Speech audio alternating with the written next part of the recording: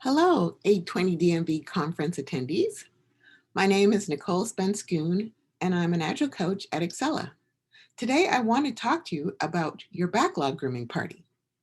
I know, you're thinking, how can backlog grooming be a party? I think it's just easier to do better backlog grooming if you think of it like hosting a great party. And just like any good party, your focus is making sure your guests have a great time. Similarly, with backlog grooming, you have to remember why you're doing it and who you're doing it for. Everything else after that will fall into place.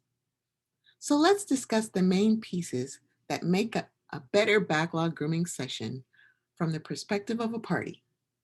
What you need to do before, which would be party planning, during, which is hosting, and after, which is the cleanup. Before the party even starts, you need to plan a few things. Your invite details, and in the case of your grooming session, your meeting invite. You have to communicate the content.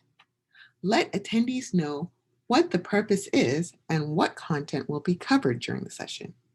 You also have to let attendees know what they need to do to prep for the session, whether it's what items they need to review or questions they need to bring or prepare ahead of time. On your side, you have your own details you need to prepare. For example, dusting off your definition of ready and invest in your guests. Review the attributes that make up a good user story and ensure your content adheres to those attributes. While you're in your grooming session party, two things you need to think about: cocktails and appetizers. And oh, how I wish we could have both at all of our backlog grooming sessions. But in this context, cocktails represent techniques for how to groom your PBIs during your session. What approach will you use to review each item?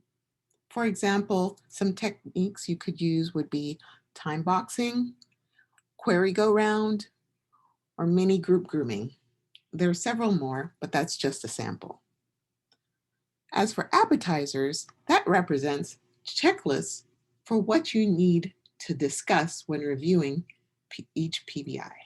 So things you need to cover for each item, for example, would be, say, a business or technical overview, the definition of ready and whether that backlog item meets it, identify dependencies, identify prototypes or examples you need, determine if you need test automation, and determine if you can even estimate the backlog item in its current state.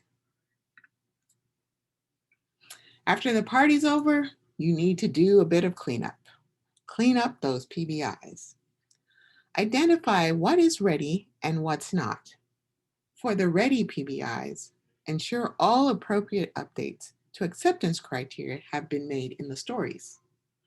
For the not so ready PBIs, you have a few follow-up action items to address unanswered questions and perhaps a follow-up grooming session to get these PBIs to ready status.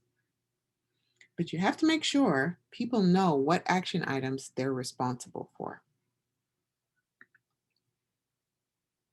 If you want to learn more about the techniques I mentioned or continue the conversation, please connect with me on LinkedIn. Thanks for your time and enjoy the conference.